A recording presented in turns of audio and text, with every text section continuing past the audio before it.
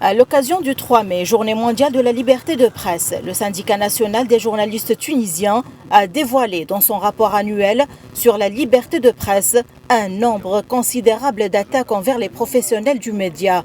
Le rapport fait état de 167 agressions perpétrées contre des journalistes.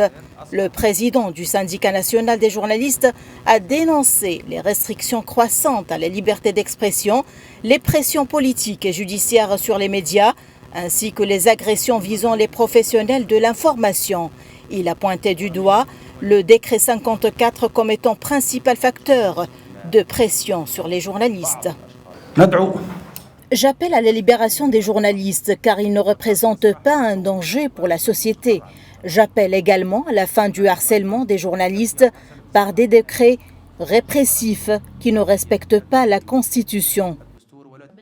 Le syndicat des journalistes tunisiens a aussi tiré la sonnette d'alarme sur la crise des médias tunisiens, aggravée par l'absence de soutien, la suspension de l'AEK et le blocage de la convention sectorielle. Il a ainsi appelé à une politique publique claire pour le secteur ainsi qu'à une stratégie nationale pour les médias.